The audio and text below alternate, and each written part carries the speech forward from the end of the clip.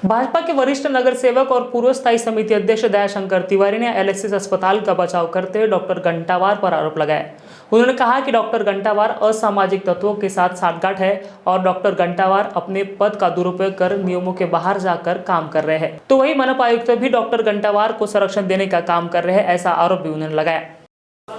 उन्होंने स्पष्ट रूप से कहा कि हम आपका हॉस्पिटल बंद करा देंगे, हम आपके हॉस्पिटल को तुड़वा भी देंगे। और इन धमकियों के बाद उन्होंने वहीं से डॉक्टर प्रवीण घंटावार जी को फ़ोन किया और डॉक्टर प्रवीण घंटावार जी को फ़ोन करके एलेक्सिस हॉस्पिटल में बुलाया। डॉक्टर प्रवीण घंटावार जी तथाकथित असामाजिक तत्व थे जिनका नेतृत्व साहिल सैयद नाम का व्यक्ति कर रहा था। उसके फ़ोन से डॉक्टर घंटावार वहाँ पर पहुँचे और वहाँ पर पहुँचने के बाद में हॉस्पिटल के साथ मिलकर के उन्होंने चर्चा करी। उस पूरा प्रकरण का एक वीडियो बना और वो वीडियो सोशल मीडिया पर वायरल हो गया। मैं इसकी पार्श्वभूमि बताना चाहता हूँ कि फरवरी महीने में एक स्टिंग ऑपरेशन करके एक वीडियो बनाने का काम सैयद साहिल ने एलेक्सिस हॉस्पिटल में किया और सैयद साहिल का ऐसा कहना है कि उसकी शिकायत उसने नागपुर महानगर पालिका में की। एलेक्सिस हॉस्पिटल का कहना यह है कि माननीय घंटावार ये एलेक्सिस हॉस्पिटल में इन्होंने 6 विजिट किए, लेकिन 6 विजिट में डॉक्टर घंटावार जी ने एलेक्सिस हॉस्पिटल को एक भी शोकॉज नोटिस नहीं दिया, किसी प्रकार का स्पष्टीकरण नहीं मांगा, न किसी प्रकार की इंक्वायरी वहाँ जाकर के की। जब भी वे वहाँ जाते थे तो वहाँ के मैनेजमेंट का कहना है कि वो यही कहते थे कि आपकी शिकायत आई है, आप शिकायतकर्ता के साथ आपस में बैठ करके इस विषय को निपटा लीजिए। अब विषय को निपटा लीजिए यानी महानगर पालिका का अधिकारी कार्रवाई करने जाता है या विषय को निपटाने के लिए जाता है, ये समझ से बाहर है।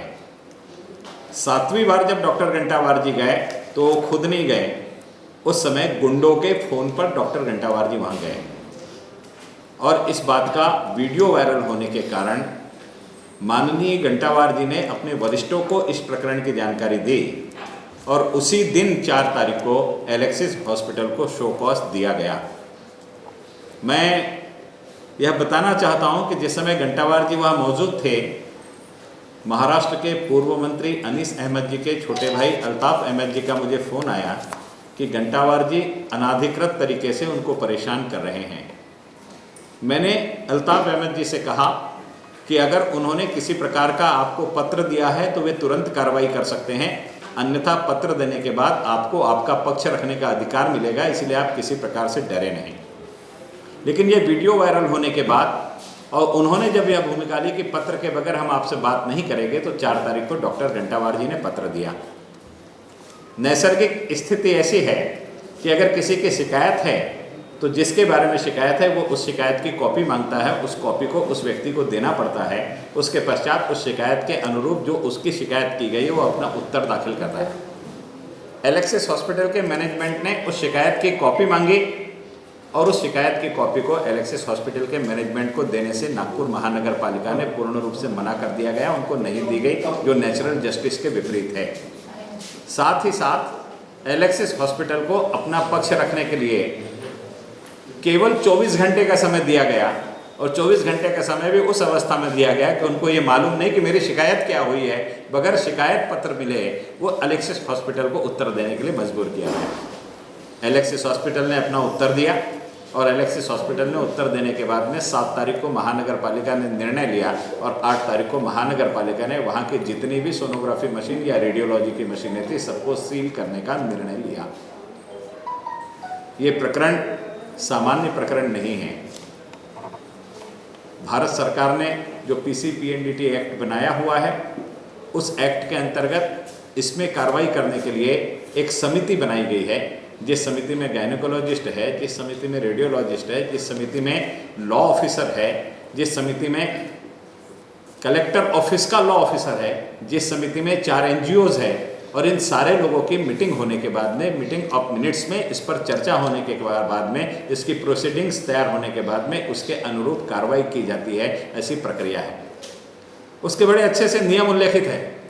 कि ये मीटिंग बुलाने के लिए 7 दिन का नोटिस दे करके हम इस मीटिंग को बुला सकते हैं। मिनिमम 7 डेज नोटिस इसके लिए आवश्यक है, इस प्रकार से कहा गया है। उसमें यह भी कहा गया है कि अगर कोई बहुत ही ज़्यादा इमरजेंसी है तो 3 दिन का नोटिस दे करके हम लोग बुला सकते हैं, लेकिन 4 तारीख को पहला नोटिस देना, उसके बाद में 5 तारीख को रविवार आ जाना, 6 तारीख को एलेक्सिस हॉस्पिटल ने अपना जवाब देना और 7 तारीख को इन्होंने निर्णय लेना, अर्थात वो 3 दिन के नोटिस की भी जो नियमों के अंतर्गत दी गई बात है उसको भी पूर्ण नहीं किया गया और इनकी बात को समिति के सामने जिस प्रकार से रखा गया उस पर भी कोर्ट ने इंस्ट्रक्शंस पास किए हैं। साहिल के और डॉक्टर घंटावार का एक नेक्सस है जो मिल करके यह काम कर रहा है, ये प्रथम दृष्टया हमें दिखाई देती है। कोर्ट ने अपने निर्णय में पैरा 37 में बहुत स्पष्ट शब्दों में लिखा है, What we find is that the entire conduct of respondent number 2 means Dr. Gantawar reflects high probability of bias and hidden motive inconsistent with the fair performance of his duties, creating an impression that something has gone wrong of the nature of degree which requires intervention of this court। यानी इतना बड़ा आरोप महानगर पालिका के उस अधिकारी को जिसको जुडिशियल पावर महानगर पालिका ने दी हुई है, वो अपने पद का दुरुपयोग कर रहा है, बायस दृष्टि से कर रहा है, अपने छुपे हुए उद्देश्यों को पूर्ण करने के लिए कर रहा है। इस प्रकार का स्ट्रक्चर्स कोर्ट ने पारित किया, जिससे यह स्थापित होता है कि शिकायतकर्ता ने जो शिकायत दी थी कि साहिल अहमद और डॉक्टर घंटावार ये दोनों मिली भगत करके इस हॉस्पिटल पर कार्रवाई कर रही है, इस्टेब्लिश कोर्ट के स्ट्रक्चर से होती है। इतना ही नहीं, कोर्ट ने आगे जाकर के यह लिखा है, कोर्ट लिखता है यह जो समिति बनाई जानी थी उस समिति के बारे में कोर्ट लिखता है, this committee is not suppose to perform their job like putting the rubber stamp on the action proposed by the taken and appropriate authority. यानी इस समिति के सदस्यों को जो जिम्मेदारी दी गई थी उसका भी उन्होंने निर्वहन नहीं किया, एक निर्णय लेने वाले अधिकारी के रबर स्टैंप के रूप में उन्होंने केवल हस्ताक्षर करने का काम किया है, इसलिए वो भी अपनी ड्यूटी को फॉलो नहीं कर रहे हैं। इस प्रकार का स्ट्रक्चर्स भी कोर्ट ने पारित किया है करके। ये दोनों चीज़ें इस संपूर्ण प्रकरण से ये पता चलता है कि डॉक्टर घंटावार गुंडे बदमाशों के साथ में मिलकर के एलेक्सिस हॉस्पिटल को बंद करने की कोशिश कर रहे थे। एलेक्सिस ने पुलिस में जो शिकायत दी है उसमें एलेक्सिस हॉस्पिटल के पीछे की जमीन बेचने का, खरीदने का दबाव एलेक्सिस हॉस्पिटल पर बनाने के लिए ये स्टिंग ऑपरेशन किया गया, ऐसा उनका आरोप है। और डॉक्टर घंटावार अगर कह रहे हैं कि आपस में सेटल कर लो, इसका मतलब उस प्रकरण में कहीं ना कहीं डॉक्टर घंटावार जी की भूमिका है। और कोर्ट ने इतने स्पष्ट आदेश देने के बावजूद भी अगर आयुक्त मुंडे जी घंटावार जी पर कार्रवाई नहीं करते हैं तो इससे क्या परिलक्षित होता है, एक बहुत बड़ा प्रश्न चिन्ह खड़ा हो जाता है।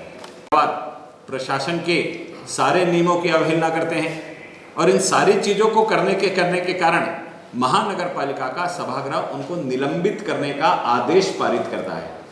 और महानगर पालिका के निलंबित करने के आदेश पर कार्रवाई करने की अपेक्षा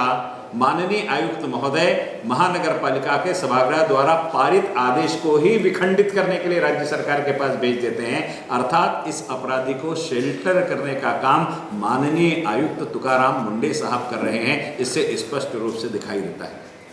अगर माननीय आयुक्त इन पर कार्रवाई नहीं करते हैं निलंबन की, तो इससे 2 चीज़ परिलक्षित होती है। पहली चीज़ यह कि या तो माननीय आयुक्त तुकाराम जी मुंडे अंधे हैं, बहरे हैं, या माननीय आयुक्त तुकाराम मुंडे जी को घंटावार जी के सारे पाप करने में आशीर्वाद प्राप्त है और उनके आशीर्वाद से यह सब कार्य कर रहे हैं। अगर इस कलंक से माननीय आयुक्त महोदय को बचना है तो उन्होंने तुरंत डॉक्टर घंटावार को निलंबित करना चाहिए, ऐसी मांग मैं इस प्रेस के माध्यम से करता हूँ।